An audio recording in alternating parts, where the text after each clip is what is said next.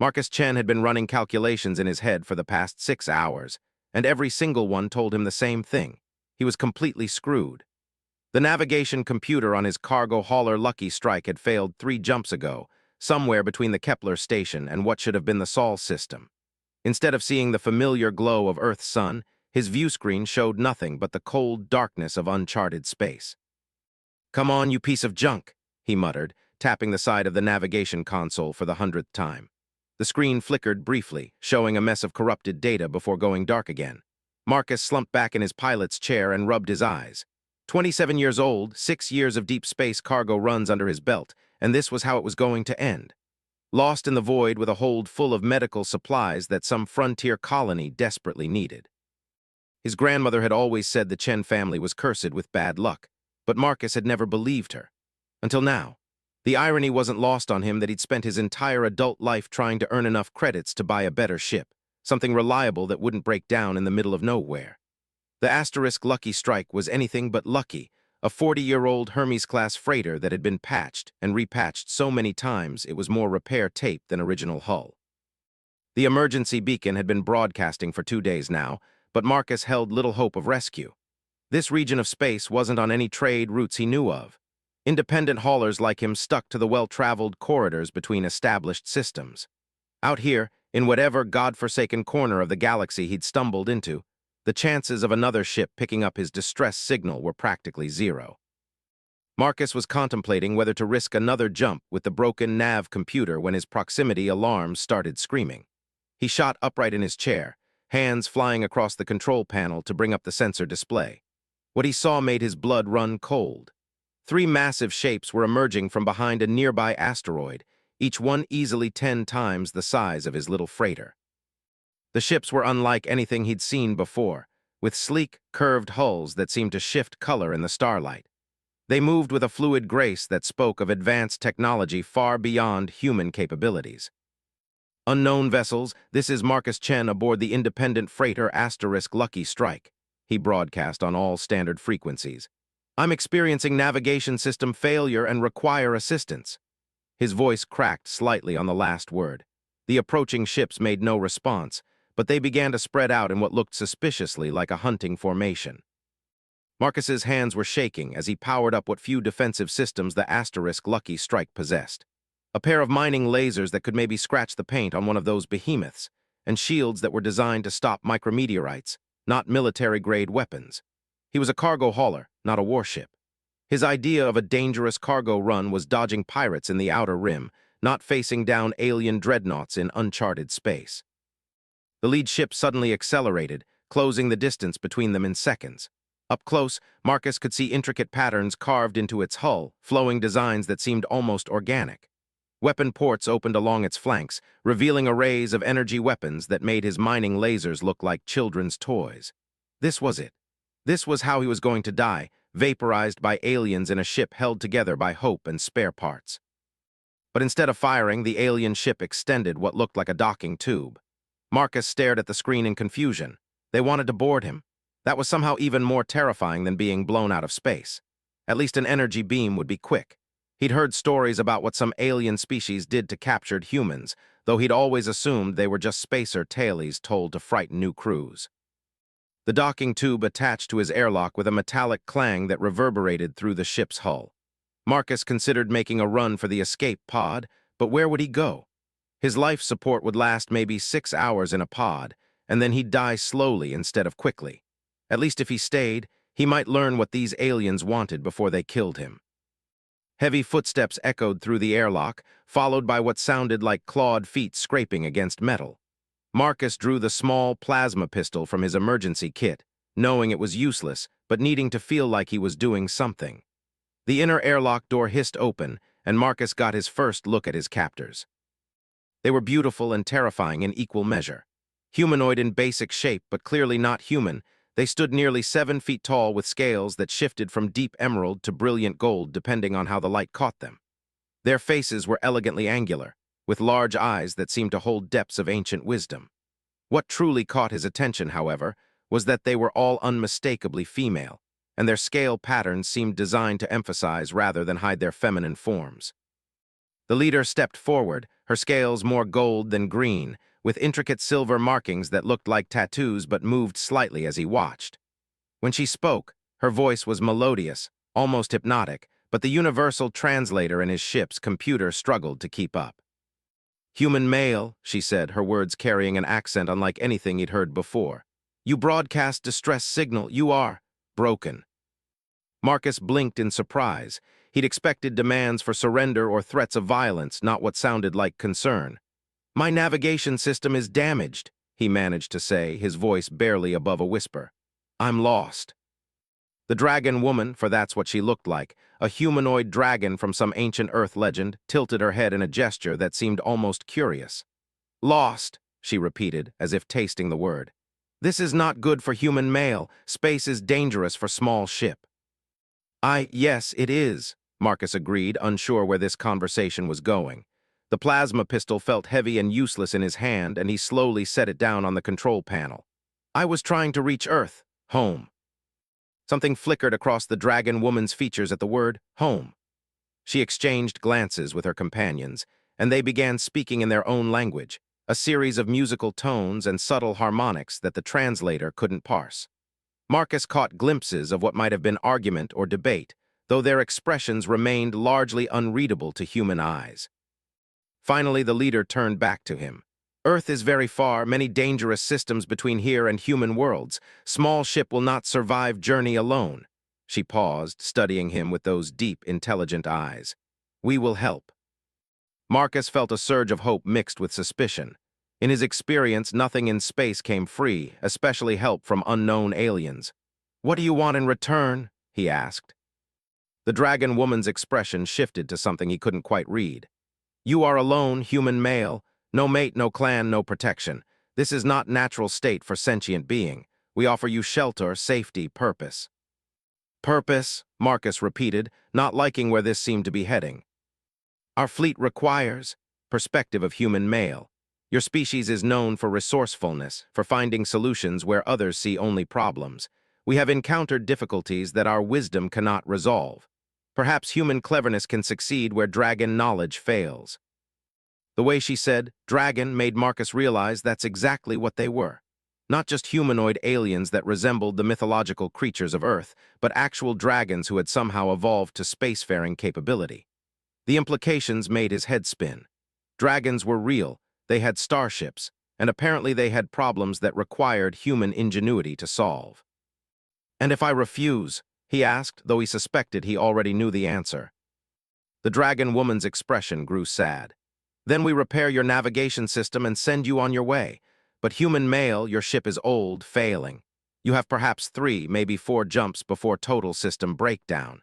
The nearest human settlement is more than 20 jumps away." Marcus did the math in his head and didn't like the result. She was right.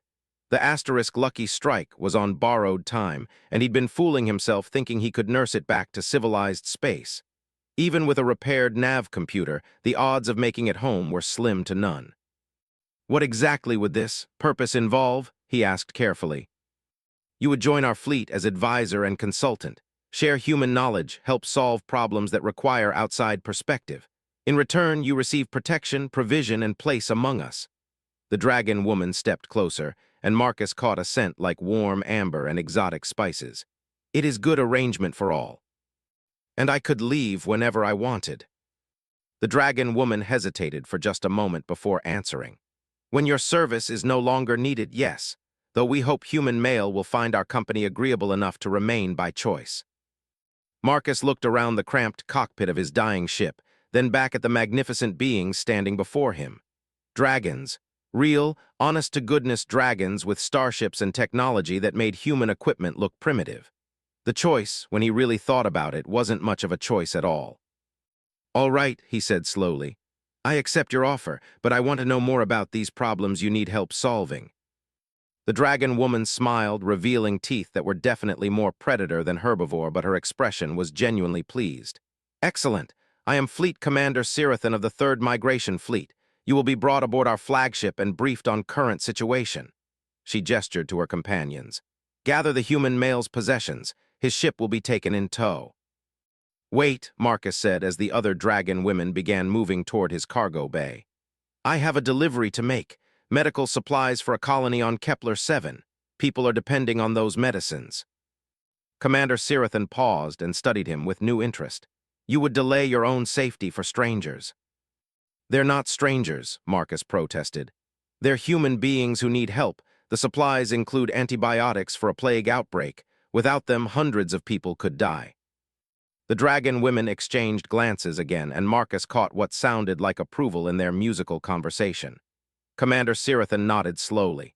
This is very human response. We will ensure your cargo reaches its destination. Such dedication to duty is admirable.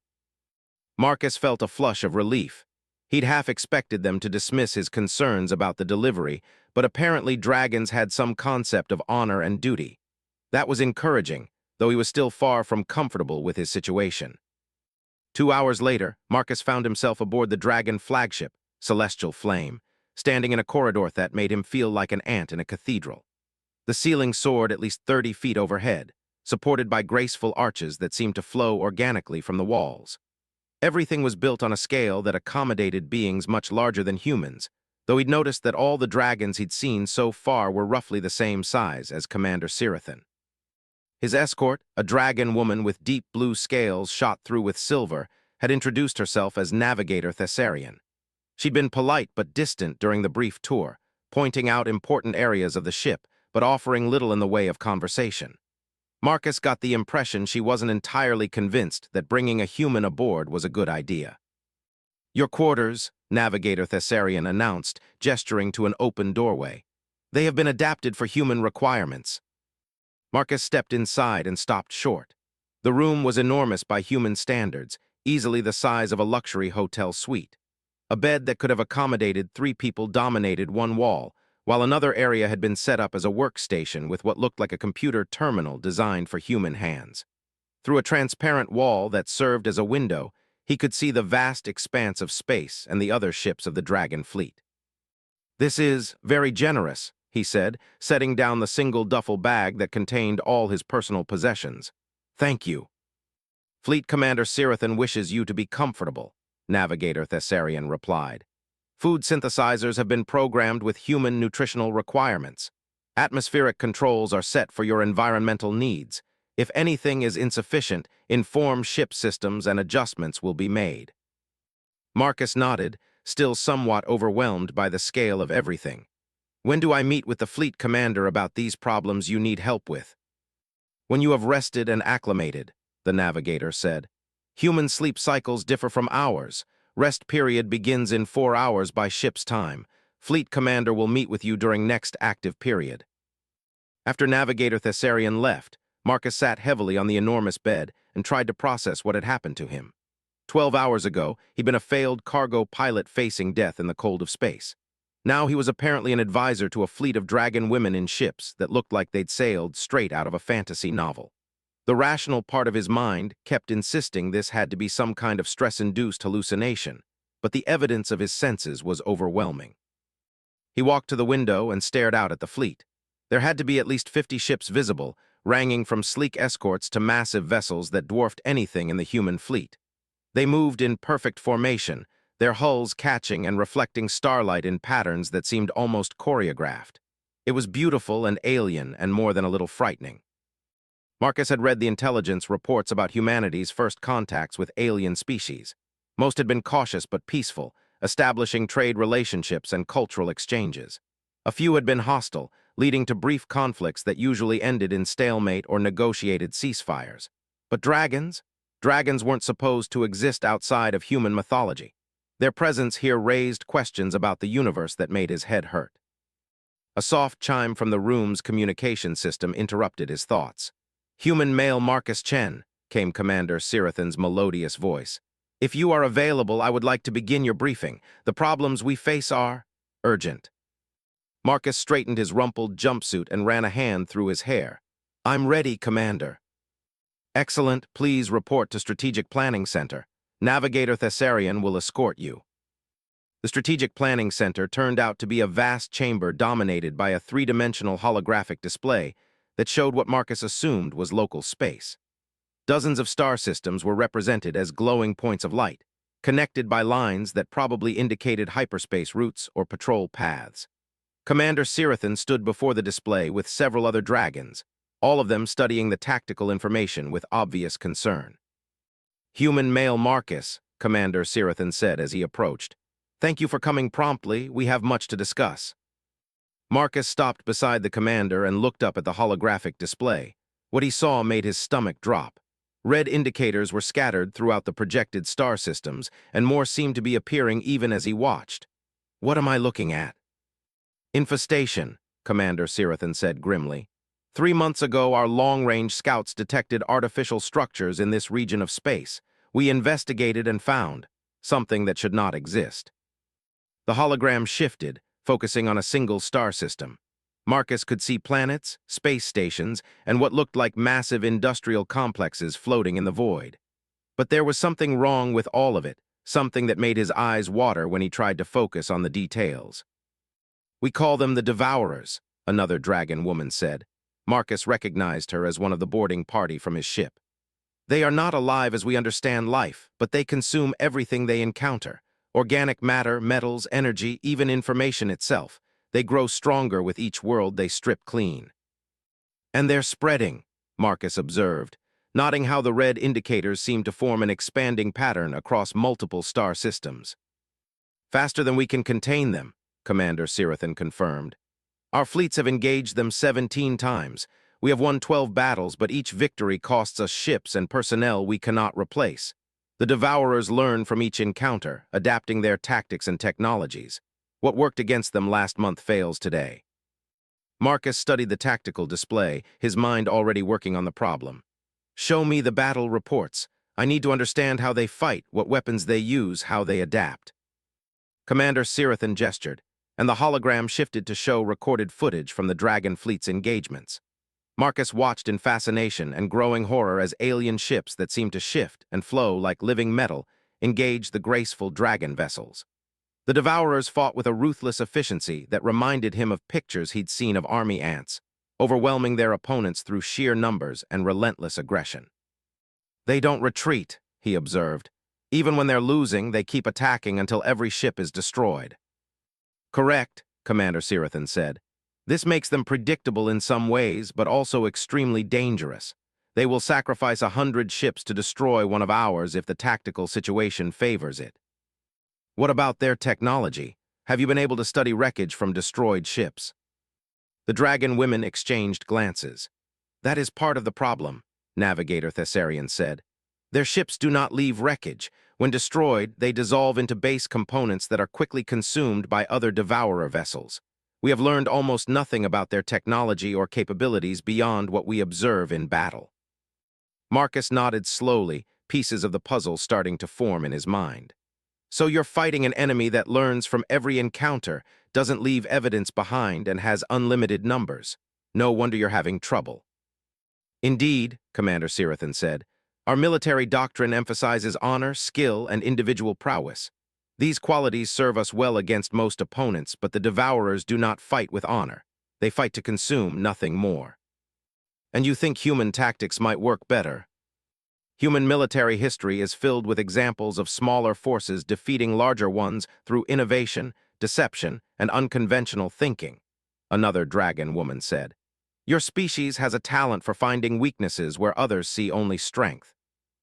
Marcus continued studying the tactical displays, his mind racing. The problem was certainly complex, but he was beginning to see patterns in the Devourer behavior. Their relentless aggression was both a strength and a potential weakness.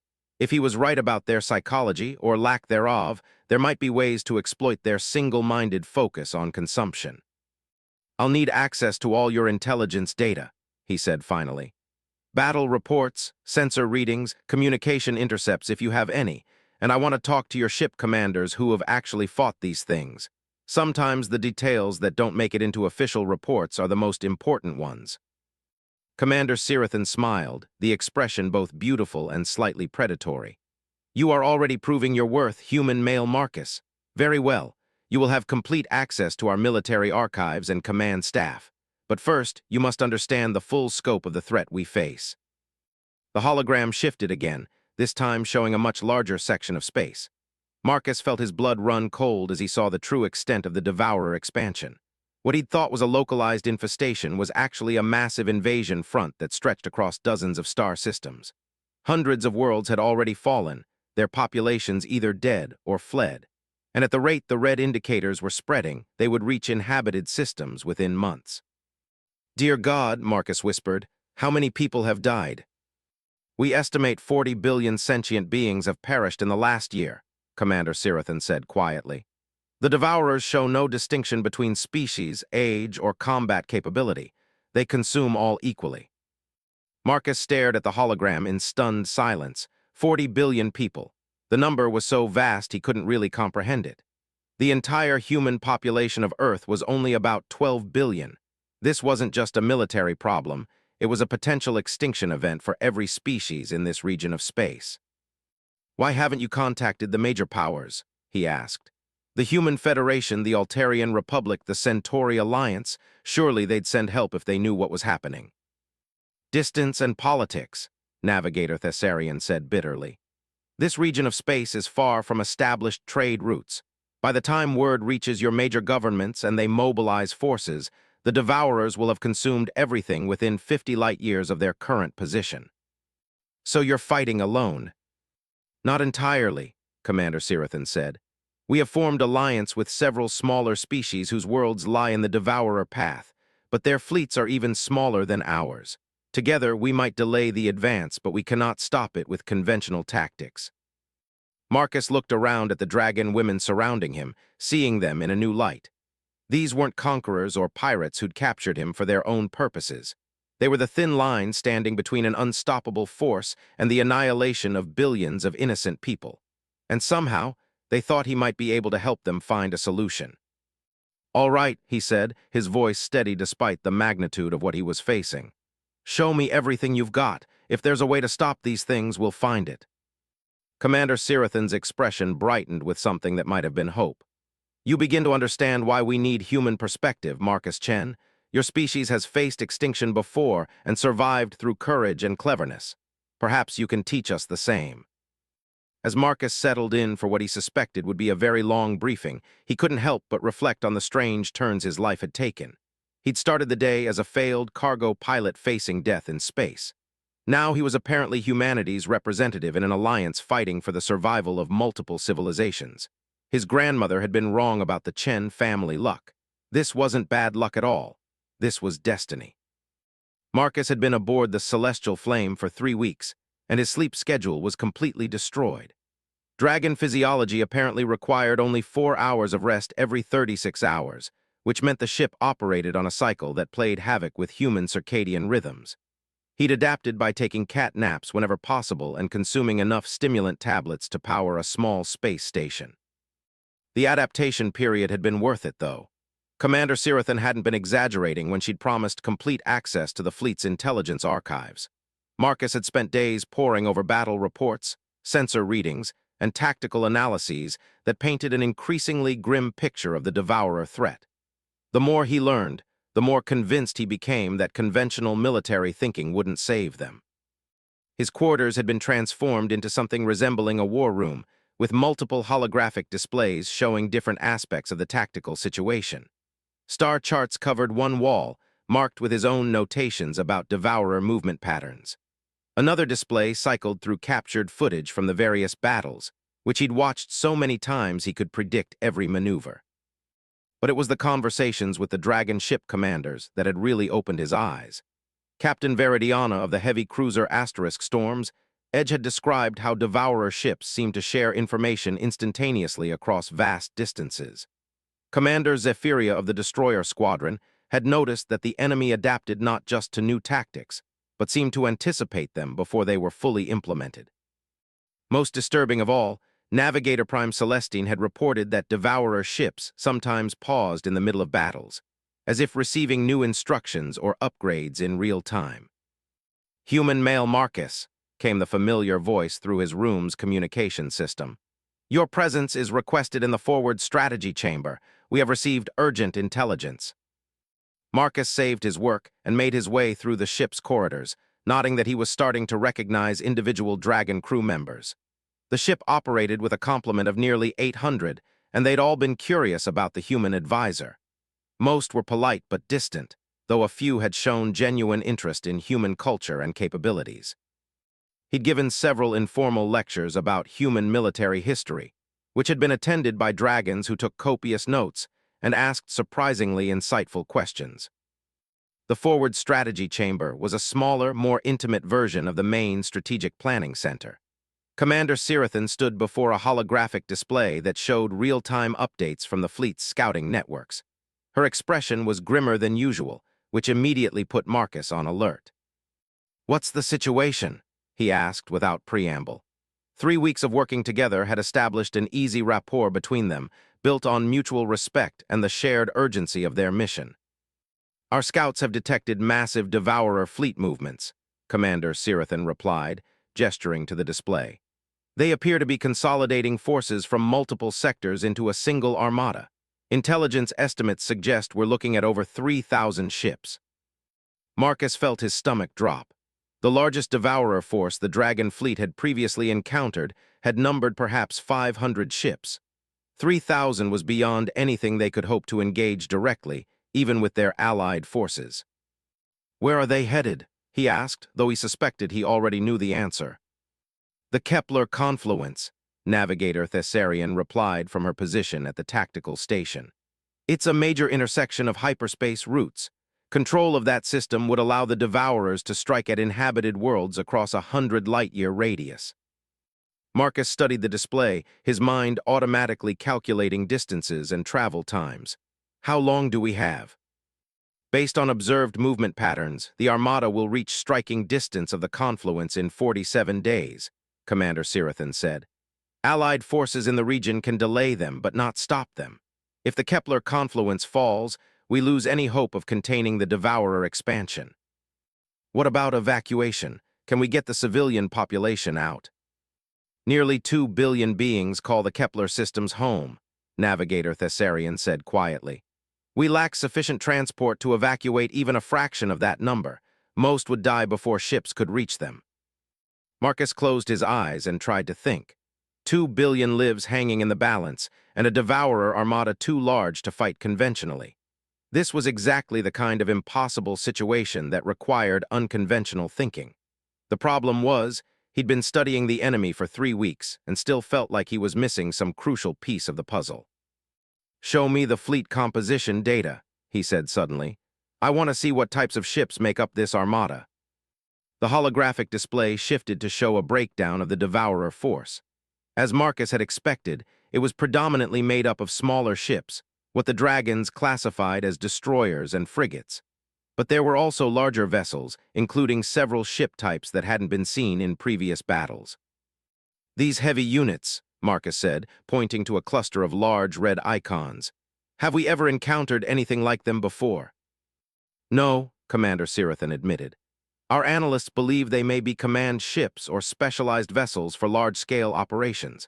Their energy signatures suggest significantly more advanced technology than standard Devourer vessels." Marcus nodded slowly, pieces of an idea starting to form in his mind. What if that's the key? What if the reason the Devourers can adapt so quickly is because they're being coordinated by these command ships?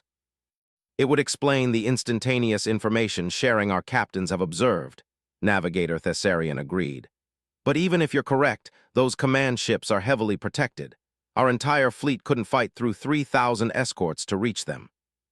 "Who says we have to fight through them?" Marcus asked, his excitement growing as the plan took shape in his mind.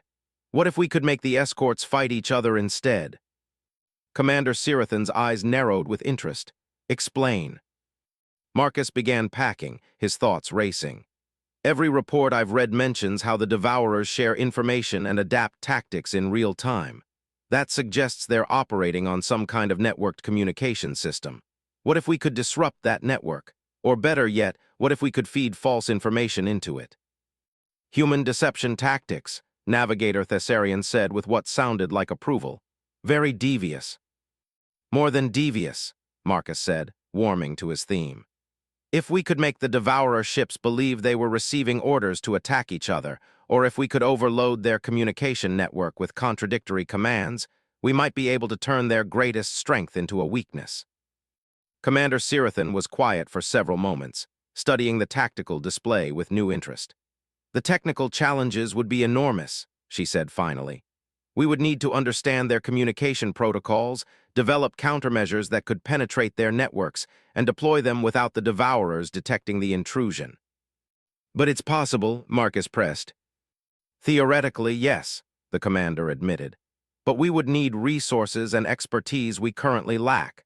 Our technical specialists are skilled in dragon technology, not alien communication systems. Marcus grinned. Then it's a good thing you've got a human advisor. My species might not have the most advanced technology in the galaxy, but we're pretty good at reverse engineering other people's equipment and finding ways to break it. You have experience with such operations. Not personally, Marcus admitted. But I know people who do. The problem is they're all back in human space, probably 50 jumps from here. Commander Sirathan exchanged glances with Navigator Thessarian. Perhaps not as much of a problem as you think, the commander said slowly. Our scouts report human merchant vessels have been detected in the outer rim sectors, much closer than anticipated. Marcus felt a surge of hope. How close? Perhaps 15 jumps, Navigator Thessarian replied. There are rumors of a new trade route being established, bringing human goods to frontier markets. Independent operators, mostly, but some corporate expeditions. Independent operators, Marcus repeated, his mind racing. He knew that breed well smugglers, blockade runners, and entrepreneurs willing to risk dangerous routes for profitable cargoes. They were also exactly the kind of people who might have the skills he needed. How quickly could we intercept one of these ships? Unknown, Commander Sirathan said. The reports are second-hand and potentially unreliable. It would require diverting ships from our patrol lines to investigate. Marcus weighed the risks and benefits. Pulling ships away from the front lines could create gaps that the devourers might exploit. But if his plan had any chance of working, he needed human technical expertise, preferably from someone with experience in electronic warfare or communications interception. It's worth the risk, he decided. How many ships would you need to detach? A fast squadron, Navigator Thessarian said after consulting her tactical displays. 3 destroyers and a scout ship, enough to investigate the reports and make contact if human vessels are located. And if we find them, how do we convince them to help? Commander Sirathan asked. Independent human operators are notoriously difficult to persuade, and we have little to offer in terms of payment. Marcus thought about that. Dragon technology was certainly advanced, but most of it would be incompatible with human systems. The dragons had offered to help with his cargo delivery, but that was a humanitarian gesture rather than a business transaction. What did space-traveling humans want that a dragon fleet might provide? Information, he said suddenly. Trade route data, star charts, intelligence about profitable markets.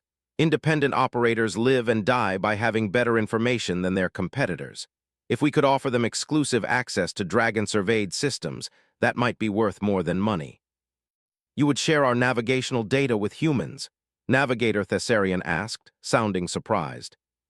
Why not? Marcus replied. You're fighting to save billions of lives. If sharing some star charts helps us get the expertise we need, it's a small price to pay. Commander Sirathan nodded slowly. Very well. I will dispatch Squadron Leader Thalasha with 3 of our fastest ships to investigate these reports. You will accompany them to make contact with any human vessels they locate. Me, Marcus blinked in surprise. Shouldn't I stay here to work on the technical aspects of the plan? Human males are apparently valued by your merchant crews, the commander replied with what might have been amusement. Your presence will make our overtures seem more legitimate. Besides, you understand your people better than we do. You'll know how to approach them. Marcus couldn't argue with that logic, though the thought of leaving the relative safety of the celestial flame wasn't particularly appealing. Still, if his plan was going to work, he needed to take risks. And the truth was, after 3 weeks of poring over tactical reports, he was eager for some hands-on action. When do we leave? He asked. Squadron Leader Thalasha is already preparing her ships, Commander Sirathan replied. You'll transfer to the destroyer Wind's Edge within the hour. Marcus nodded and turned to go, but the commander's voice stopped him. Human male Marcus, she said formally. This mission is crucial to our success. If your plan fails, we will have no choice but to attempt a direct assault on the Devourer Armada. That would mean the death of most of our fleet and the eventual fall of the Kepler confluence. I understand the stakes, Marcus replied quietly. I won't let you down. See that you don't, Commander Sirathan said, but her tone was warm rather than threatening. We have come to value your counsel highly. The fleet would mourn your loss. An hour later, Marcus found himself aboard the Wind's Edge Asterisk, a sleek destroyer that seemed built for speed rather than heavy combat. Squadron leader Thalasha was a young dragon woman with brilliant silver scales and an obvious enthusiasm for her assignment. Her crew operated with the precision of a racing team, making final preparations for departure with an efficiency that impressed even Marcus. Human male Marcus, Squadron leader Thalasha said as she approached the bridge station that had been configured for his use. I have studied your service record with our fleet. Your insights have proven valuable on multiple occasions. Thank you, Marcus replied, settling into the human-sized chair that had been installed next to the command station. Have you received any updates on the human merchant reports? Yes, Squadron leader Thalasha replied, her expression growing more serious. Our deep-range scouts have confirmed the presence of at least 4 human vessels in the Arcturus Reach. They appear to be conducting trade negotiations with the local Selenite colonies. Marcus nodded. The Selenites were a peaceful species known for producing exotic crystals that were highly valued in human space. If independent traders had found a route to Selenite territory, they'd be eager to keep it secret from competitors. What's our approach strategy? He asked. Direct contact once we're in system, the squadron leader replied. Our translators have prepared standard greeting protocols for human vessels. You'll handle the initial negotiations with my crew providing support as needed. And if they refuse to help? Squadron leader Thalasha's expression grew predatory. Then we explain the consequences of allowing the Devourers to continue their expansion. Few species remain neutral when faced with extinction. Marcus hoped it wouldn't come to threats, but he understood the squadron leader's perspective. The Dragon fleet was fighting for the survival of multiple civilizations.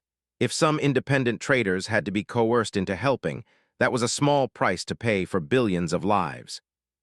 The journey to the Arcturus Reach took 4 days, during which Marcus spent most of his time working with the ship's technical staff to understand Dragon communication systems. If his plan was going to work, he needed to know how the Dragons coordinated their own fleet operations. Their technology was far more advanced than human equipment, but the basic principles seemed similar enough that experienced human technicians should be able to adapt them. Human male, Navigator Corvina announced from her station. We're detecting multiple contacts in the outer system. Preliminary scans suggest human vessel configurations. Marcus felt his pulse quicken. How many ships? 6 vessels total, Squadron leader Thalasha reported. 4 appear to be modified cargo haulers, similar to your previous vessel. 2 are escort ships, military configuration but operating under merchant transponders. Smugglers, Marcus said with certainty, or at least traders operating in legally questionable territory. The escort ships are there to discourage pirates and customs inspectors.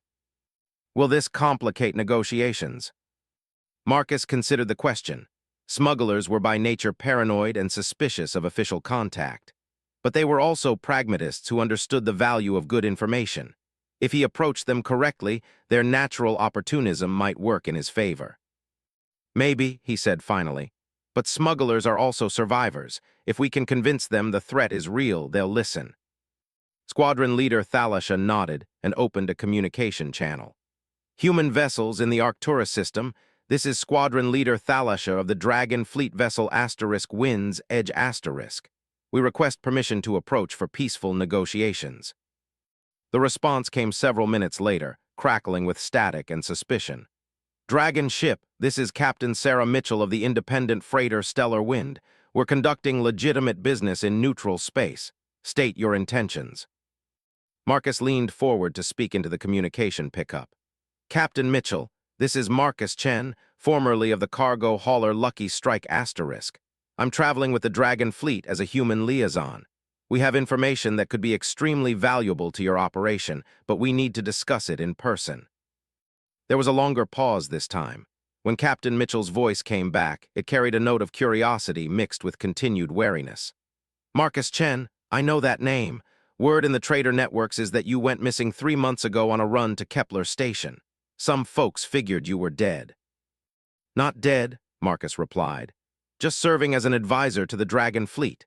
Captain, what I'm about to tell you might sound crazy, but there's an alien force called the Devourers moving through this region of space. They've already destroyed dozens of star systems, and they're heading for populated areas. We need human technical expertise to help stop them. Aliens attacking star systems, Captain Mitchell said slowly. You're right, Chen, that does sound crazy. I can prove it, Marcus said urgently. We have intelligence data, battle footage, tactical analyses. Captain, I'm talking about an extinction-level threat to every species in this part of the galaxy, including humans. The Dragon Fleet is the only force currently capable of fighting them, but they need help. Another pause, then. All right, Chen, you've got my attention. We'll rendezvous with you at coordinates I'm transmitting now. But I'm warning you, if this is some kind of elaborate pirate scheme, you'll regret it. Marcus grinned despite the tension. Understood, Captain. Thank you for hearing us out. As the asterisk Wind's Edge asterisk adjusted course toward the rendezvous coordinates, Marcus found himself hoping that Captain Mitchell and her people had the skills he needed. If not, the Dragon Fleet would have to attempt their desperate assault on the Devourer Armada with conventional tactics, and that would likely mean the end of everything they were fighting to protect. But for the first time since he'd learned about the Devourer threat, Marcus felt genuinely optimistic. Human ingenuity and dragon technology working together against an implacable foe. The universe was about to learn why humanity had earned its reputation for turning impossible situations into unlikely victories. Captain Sarah Mitchell was exactly what Marcus had expected from an independent freighter commander, tough, pragmatic, and immediately suspicious of anything that seemed too good to be true. She stood barely 5.5 feet tall, but her presence dominated the asterisk Stellar Winds asterisk cargo bay where the meeting was taking place. Her crew of 6 humans clustered around her, hands never far from the weapons on their belts. So let me get this straight, Captain Mitchell said after Marcus had finished his initial explanation. You want us to help you hack alien communication networks so you can turn their own ships against each other, and in return, you're offering us star charts to previously unexplored systems. That's the basic idea, Marcus confirmed. He'd brought Navigator Corvina and 2 technical specialists from the asterisk Wind's Edge asterisk, but the dragons were staying quietly in the background. This was a human-to-human negotiation, and everyone understood that. Show me the proof, Captain Mitchell demanded. Because right now, this sounds like the kind of story someone tells when they're trying to set up an elaborate con job. Marcus nodded to Navigator Corvina, who activated a portable holographic projector. The cargo bay filled with images from the Dragon Fleet's battles against the Devourers, ships being consumed by metallic swarms, entire space stations dissolving into component atoms, worlds stripped bare of all life in a matter of days. The human crew watched in stunned silence as the footage played out. Marcus saw their expressions change from skepticism to horror to grim determination. These were people who'd seen the dangerous side of space, but nothing had prepared them for the systematic destruction the Devourers represented. Jesus Christ, whispered Tommy Nakamura, the asterisk Stellar Winds asterisk chief engineer. How many people have died? Current estimates exceed 50 billion across all species, Navigator Corvina replied quietly. The number increases daily. Captain Mitchell was quiet for several minutes after the footage ended, staring at the empty space where the hologram had been. Why us? She asked finally. There are military contractors, corporate research divisions, people with a lot more resources than a handful of independent traders. Distance and time, Marcus replied. The nearest human military units are months away, and we don't have months. You and your people are here now with the skills we need. What skills exactly? Asked Alina Vasquez, a woman whose cybernetic implants marked her as a serious hacker. You say you need technical expertise, but hacking alien communication networks isn't exactly standard curriculum at trade school. Marcus looked at Navigator Corvina, who nodded permission. Tommy, Marcus said, addressing the engineer. I saw your ship's configuration when we docked. You're running a modified Kawasaki drive core with illegal signal processors and communication jammers that shouldn't exist outside of military applications. Alina, those implants aren't standard commercial models. They're military-grade neural interfaces designed for electronic warfare. Captain Mitchell, your escort ships are flying with transponders that claim they're mining vessels, but their hull configurations scream former military patrol boats. Captain Mitchell's expression had gone very still during Marcus's recitation. "You've got good eyes," she said carefully. "I'm not a cop," Marcus said quickly. "I don't care what you were doing before you went independent or what kind of cargo you're really carrying. I need people who know how to break into communication systems, jam signals, and make other people's technology do things it wasn't designed to do. From what I can see, that's exactly what you are." Tommy Nakamura laughed despite the tension. "He's not wrong, Captain. We've pulled off some pretty impressive hacks in our time. The question is whether we can adapt human techniques to alien technology," Alina added, studying the Dragon technical specialists with professional interest. "These communication systems you're talking about, how different are they from human equipment?" Navigator Corvina activated another holographic display, this time showing technical specifications for Dragon fleet communications. "Our systems operate on quantum-encrypted channels with real-time frequency modulation," she explained. "Your human technology uses similar principles, but with less sophisticated encryption protocols." Alina's eyes lit up with the kind of expression Marcus remembered from engineers who'd just been presented with an interesting challenge. Quantum encryption, but if you're already inside the network architecture, you could potentially inject false data packets that would appear legitimate to receiving systems. "Theoretically possible," confirmed Technician Vorthak, one of the Dragon specialists. "But we lack expertise in human deception protocols. Our culture values direct communication. Intentional false data transmission is foreign concept." "Not for us," Tommy said with a grin that held no humor. "We've been lying to port authorities and customs inspectors for years. How different could this be?" Captain Mitchell held up a hand for silence. "Before we go any further, I want to know about the payment. You mentioned star charts and navigation data. How valuable are we talking?" Navigator Corvina gestured, and the hologram shifted to show a three-dimensional map of local space. Systems that had never appeared on human charts were marked with detailed information about resources, habitability, and trade potential. "Holy shit," breathed Jackson Torres, the Asterisk Stellar Winds Asterisk Navigator. "That's the Vale Nebula region. No human ship has ever mapped that area successfully." "Dragon fleets have surveyed over 2,000 star systems in this region," Navigator Corvina confirmed. "Resource surveys, habitability assessments, contact protocols for 17 different alien species. Information that would normally take human exploration fleets decades to gather." Captain Mitchell was quiet for a long moment, studying the star charts with the calculating expression of a trader evaluating a potentially massive score. "This information would be worth millions of credits to the right buyers," she said finally. "Maybe tens of millions. If you survive long enough to sell it," Marcus pointed out. "The Devourers are moving toward inhabited systems. If they reach the major trade routes, there won't be any buyers left." "Point taken," the captain admitted. "But I need guarantees. If we do this, if we help you pull off this insane hack job and somehow we all survive, I want exclusive access to this navigation data for 2 full years before it gets released to anyone else." Navigator Corvina looked uncertain.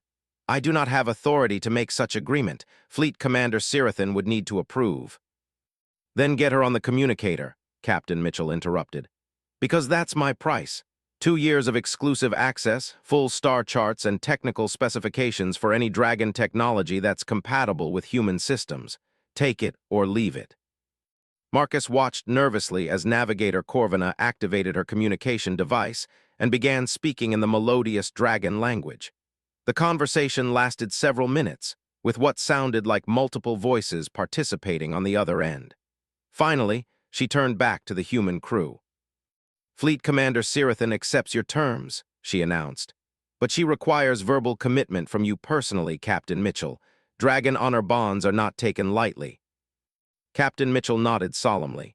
"You have my word. My crew and I will assist in developing and implementing your communication disruption plan." In return, we receive 2 years exclusive access to the Dragon star charts and compatible technology transfers. Agreed, Navigator Corvina replied formally. The bond is sealed. Elena Vasquez was already moving toward the Dragon technical specialists, her implants glowing softly as she interfaced with her personal computers. All right, let's see what we're working with. I need detailed specifications on these Devourer communication protocols, frequency ranges, signal patterns, everything you've got. And I need to understand their ship construction, Tommy added. If we're going to jam their networks, I want to know how their systems are physically laid out. Are we talking distributed processors, centralized command systems, what? The next 6 hours passed in a blur of technical discussions, data sharing, and increasingly complex planning sessions. Marcus found himself acting as translator between human and dragon approaches to the problem. Where the dragons thought in terms of elegant, efficient solutions, the humans proposed elaborate schemes involving multiple layers of deception and backup plans. It's too complex, Technician Vorthak protested at one point. This plan has 17 different points of potential failure. That's the beauty of it, Elena replied, her fingers dancing over holographic interfaces as she modified system diagrams. 17 points of failure means 16 backup plans. If the Devourers adapt to one attack vector, we switch to another. If they adapt to that, we've got 15 more options ready to go. Marcus was beginning to see why human military tactics had earned a reputation for unpredictability. The plan that was emerging from the collaborative effort was unlike anything he'd seen in the Dragon Fleet's archives. It involved multiple phases of attack, false signals designed to mask the real objectives, and contingencies built on top of contingencies. We'll need to build specialized transmission equipment, Tommy announced after reviewing the technical requirements. Nothing in our current inventory can generate the signal patterns we're talking about. We're going to need to cannibalize parts from at least 3 ships and jury-rig them into something that probably shouldn't work but hopefully will. How long, Marcus asked. 2 weeks minimum, Elena replied without looking up from her calculations. Maybe 3 if we run into compatibility issues, and that's assuming we can work on this around the clock without interruption. Marcus felt his heart sink. According to the latest intelligence reports, the Devourer Armada would reach striking distance of the Kepler confluence in less than 6 weeks. If it took 3 weeks just to build the equipment, that left very little time for testing and deployment. Is there any way to speed up the process? He asked. Captain Mitchell looked up from her discussion with Navigator Corvina. We could call in my other ships, she said slowly. The Desert Rose has a fully equipped fabrication bay, and the Asterisk Night Runner carries communication equipment that might be useful, but bringing them here would mean exposing more of my people to danger. Captain, Marcus said quietly, if this plan fails, the danger is going to find them anyway. The Devourers don't leave survivors. She nodded reluctantly. You're right, I'll signal the other ships to rendezvous with us. She activated her communicator and began transmitting coded messages to the rest of her small fleet.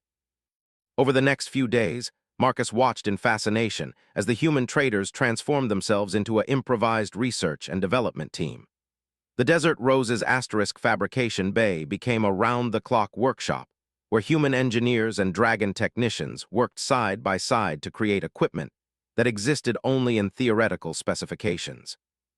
Elena Vasquez seemed to live permanently connected to the communication systems, her neural implants allowing her to interface directly with both human and dragon computers. She'd established what she called a digital laboratory, where she could test different signal patterns and encryption-breaking techniques without risking detection by the Devourers. The key insight, she explained to Marcus during one of her brief breaks from the computers, is that the Devourers aren't just sharing information, they're sharing identity. Each ship doesn't just receive orders, it receives updates on what it's supposed to be. If we can corrupt that identity data, we can make them think they're something they're not. Such as enemy ships, Elena said with a predatory grin that would have made a dragon proud. If we can make a group of Devourer ships believe that another group are actually targets to be destroyed, they'll attack each other with the same efficiency they use against us. The plan was diabolically elegant in its simplicity. Rather than trying to jam the Devourer network entirely, which would probably trigger defensive responses, they would inject false data that exploited the enemy's own coordination systems against them. The Devourer's greatest strength, their ability to adapt and coordinate in real time, would become their greatest weakness. Tommy Nakamura had solved the hardware challenges with typical human ingenuity. "We're basically building a communication virus," he explained as he showed Marcus the specialized transmitter arrays. "These devices will broadcast signals that look exactly like legitimate Devourer network traffic, but carry malicious data designed to spread through their entire fleet." "How do we deliver them?" Marcus asked. "These transmitters aren't exactly portable." "That's the dangerous part," Captain Mitchell admitted. "We need to get these devices close enough to the Devourer fleet to penetrate their communication networks. That means someone has to fly them right into the middle of 3,000 enemy ships and hope they don't get vaporized before the hack takes effect." Marcus felt a chill run down his spine. The plan was brilliant, but the implementation was essentially a suicide mission. Whoever carried the transmitters would have to get within a few thousand kilometers of the Devourer armada, deploy the devices, and somehow escape before the enemy realized what was happening. "How close is close enough?" he asked. "Based on our analysis of their communication range, maybe 5,000 clicks from the largest concentration of ships," Elena replied. "The virus needs to infect multiple command nodes simultaneously for maximum effect. And the chances of survival for the delivery crew." Elena and Tommy exchanged glances. "Low," Tommy said finally. "Real low. These aren't stealth ships we're talking about. Cargo haulers and converted patrol boats going up against military vessels designed for ship-to-ship combat." Marcus stared at the technical specifications, his mind racing. There had to be a better way, some angle they hadn't considered. The plan was perfect except for the small detail that it required someone to commit suicide to implement it. "What if we didn't need to get that close?" he asked suddenly. "What if we could amplify the signal somehow or use relay stations?" Navigator Corvina looked up from her own technical calculations. "Impossible with current equipment. The quantum encryption requires direct line-of-sight transmission for initial network penetration." "Then we need better equipment," Marcus said firmly. "Or we need a different delivery method. Dragon ships are faster and more maneuverable than human vessels. Could one of your destroyers get close enough to deploy the transmitters?" "Possible," Navigator Corvina admitted. "But Dragon ships are also more easily detected by Devourer sensors. The approach would have to be perfect with no margin for error." Marcus nodded slowly, the outline of a new plan forming in his mind. "What if we combined both approaches? Human technology and Dragon ships, with multiple delivery vectors to improve our chances of success." Captain Mitchell raised an eyebrow. "You're talking about a coordinated assault involving both our fleets. That's a lot more complex than what we've been planning." "Complex plans have more ways to fail," Technician Vorthak pointed out. "Dragon doctrine favors elegant simplicity. And human doctrine favors overwhelming your opponent with more options than they can counter," Elena replied with a sharp smile. "Sometimes complex is exactly what you need." Marcus looked around at the assembled humans and dragons, seeing determination on every face despite the dangers they were discussing. These people had already committed themselves to a plan that might well get them all killed. But they were doing it because the alternative was the extinction of billions of innocent beings. "All right," he said finally. "Let's design a complex plan. Multiple delivery methods, backup systems, contingencies for when things go wrong. We've got the best technical minds from two species working together. If anyone can pull this off, it's us." The next 2 weeks blurred together in a haze of technical modifications, tactical planning, and rehearsals using computer simulations. The humans worked with an intensity that impressed even the dragons, sleeping in shifts and surviving on stimulants and determination. The dragon technicians, in turn, shared knowledge that had been accumulated over centuries of spacefaring civilization. The final plan was indeed complex: 8 different attack vectors, 3 types of transmission devices, and backup systems for the backup systems. But as Marcus studied the tactical projections, he felt something he hadn't experienced in months: genuine hope. The plan might actually work. All they had to do now was survive long enough to implement it. Marcus stood on the bridge of the Celestial Flame, watching the tactical display with a mixture of excitement and terror. The combined human-dragon task force was approaching the edge of Devourer-controlled space, and every sensor contact painted a more ominous picture of what they were facing. The enemy armada was even larger than intelligence estimates had suggested, over 4,000 ships arranged in a formation that stretched across millions of cubic kilometers. Final count shows 4,217 Devourer vessels, Navigator Thessarian reported from her station. Composition matches expected patterns, but we're detecting new ship types that don't appear in our databases. Commander Sirathan studied the display with the calm focus of a predator evaluating dangerous prey. Show me these new configurations. The hologram shifted to highlight a cluster of massive ships at the center of the enemy formation. They were easily 3 times the size of anything the dragons had encountered before, their hulls covered in the same flowing patterns that seemed to shift and pulse with internal light. Command ships, Marcus said with certainty. Those have to be the coordination nodes for the entire fleet. If Alina's virus can infect those vessels, it should spread to every ship in the armada. Assuming we can get close enough to transmit the signal, Commander Sirathan replied.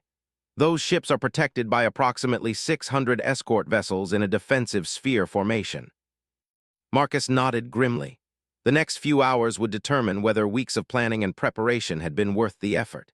8 ships from the combined human-dragon force were carrying the specialized transmission equipment, approaching the Devourer armada from different vectors. If even 2 of them managed to deploy their viral transmitters successfully, the plan might work. Status report from all delivery teams, Commander Sirathan ordered. The reports came in quickly.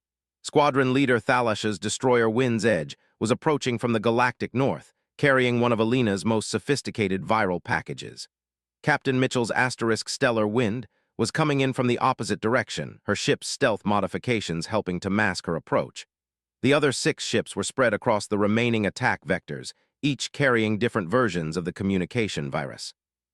Human vessel Asterisk Desert Rose reports successful penetration of enemy sensor perimeter, came Tommy Nakamura's voice over the communication link. Beginning final approach to deployment zone. Dragon vessel Asterisk Storm's Talon confirms readiness for signal transmission, added another voice. Targeting primary command node cluster. Marcus felt his hands trembling slightly as he monitored the tactical plot. Red icons representing Devourer ships surrounded the small blue dots of their own forces like antibodies surrounding an infection. The metaphor was uncomfortably appropriate. They were essentially trying to introduce a disease into the enemy's immune system. All teams, this is Commander Sirathan, the Dragon leader announced. Begin deployment sequence in 30 seconds. Remember, timing is critical. All transmissions must begin simultaneously for maximum effectiveness. Marcus watched the countdown timer on his display, each second feeling like an eternity. Everything they'd worked for came down to the next few minutes. If the plan failed, the Devourer armada would continue its inexorable advance toward the populated systems of the Kepler confluence. If it succeeded, they might just turn the enemy's greatest strength into a catastrophic weakness.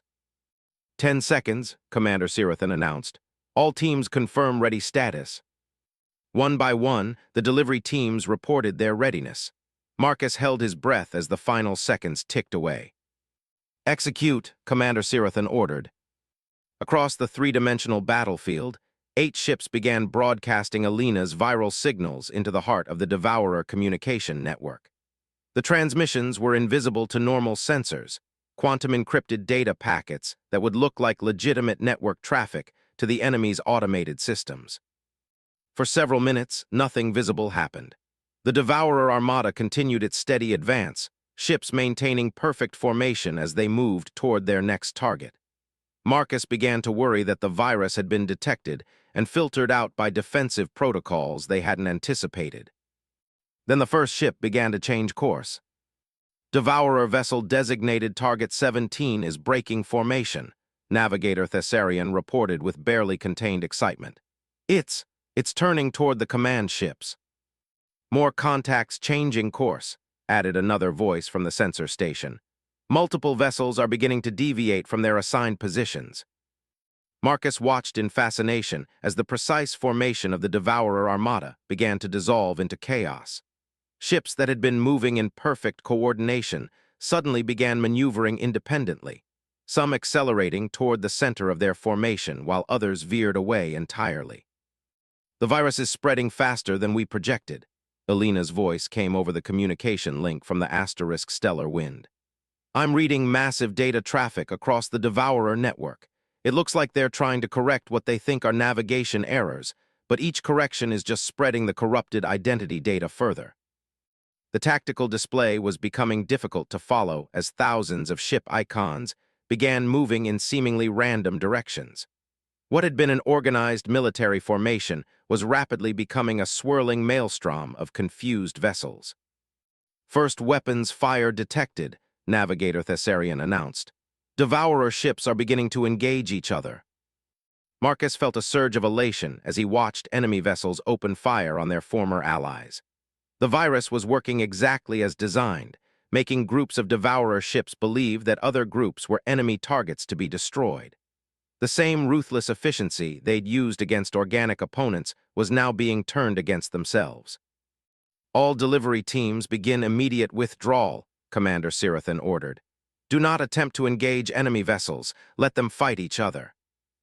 The withdrawal was easier than the approach had been. Devourer ships that should have pursued the retreating human and dragon vessels were too busy fighting each other to pay attention to external threats.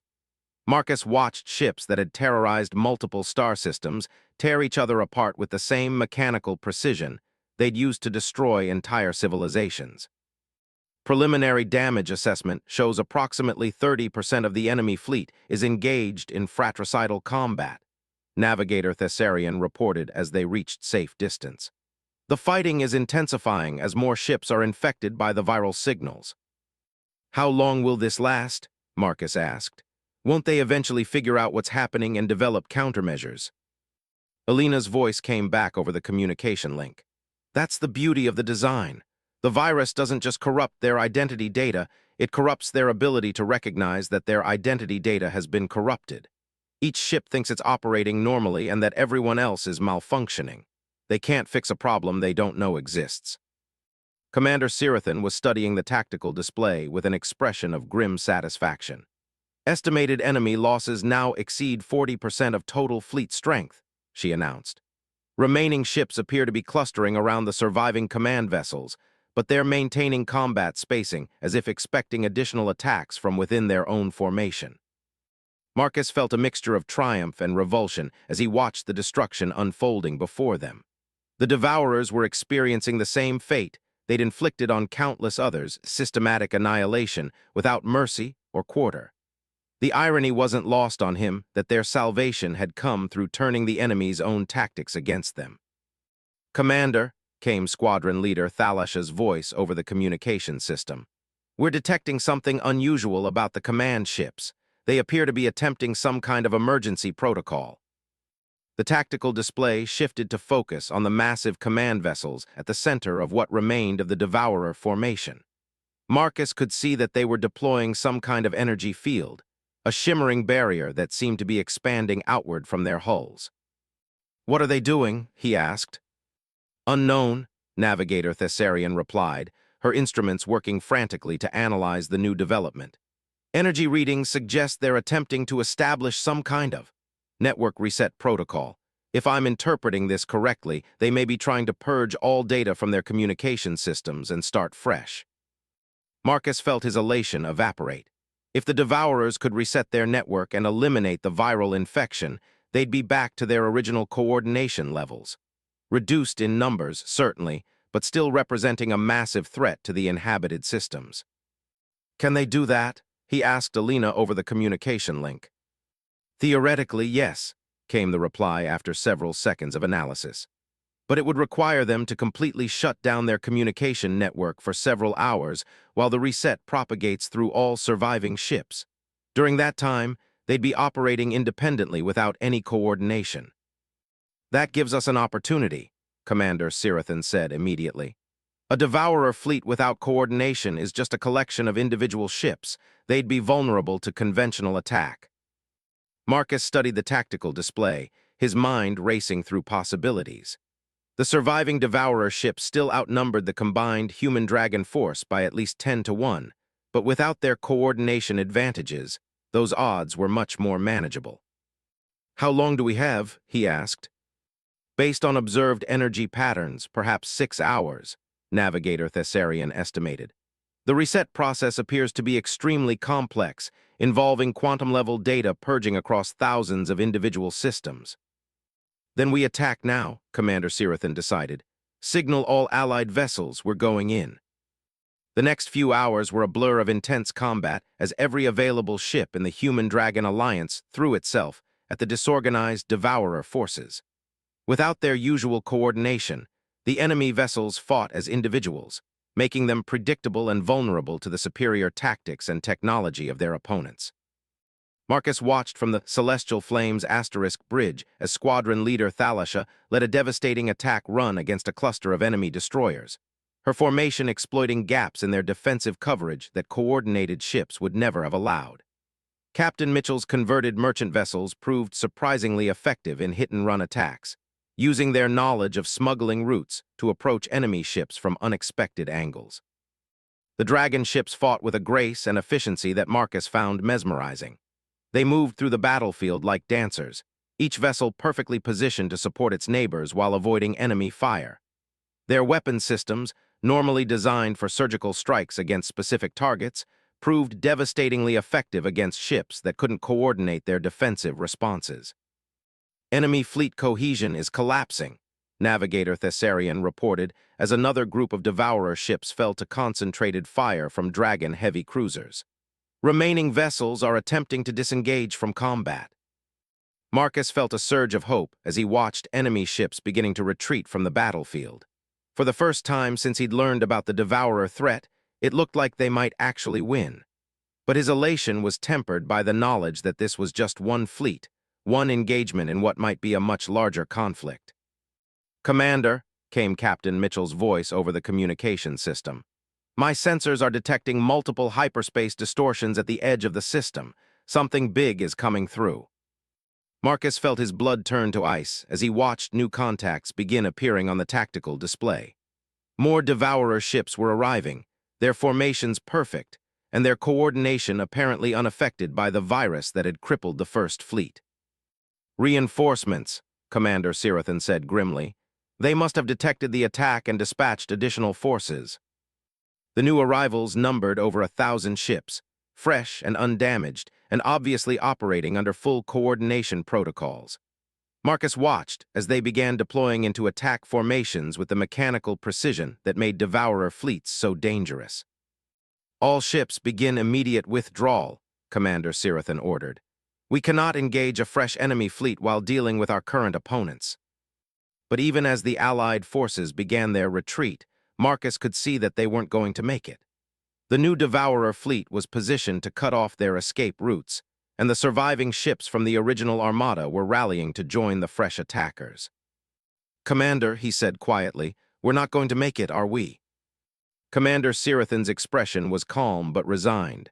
"Unlikely," she admitted, "but our sacrifice will buy time for civilian evacuations in the Kepler confluence. That's something."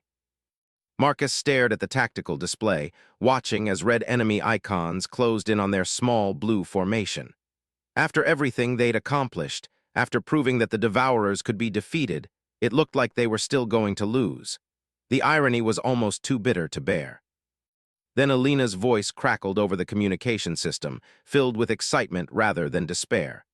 "Marcus, Commander, I think I've found something. The new fleet, their communication network is using a different protocol than the original armada. But I think I can modify our virus to infect them too." Marcus felt his heart leap. "How long would that take?" 20 minutes, maybe 30, Alina replied. "But I'd need to get close to one of their command ships to analyze the network architecture, really close." Marcus looked at Commander Sirathan, seeing his own desperate hope reflected in her eyes. It was another insane plan with almost no chance of success, but it was the only chance they had. "Do it," the commander ordered. "All ships provide cover for the asterisk stellar wind, whatever it takes." As the Allied fleet threw itself into one final, desperate gambit, Marcus found himself thinking about how strange his life had become. A few months ago, he'd been a failed cargo pilot with nothing to look forward to but a slow slide into poverty and obscurity. Now he was helping to coordinate the defense of multiple civilizations against an extinction-level threat. If they managed to survive the next half hour, he'd have quite a story to tell when he finally made it home to Earth.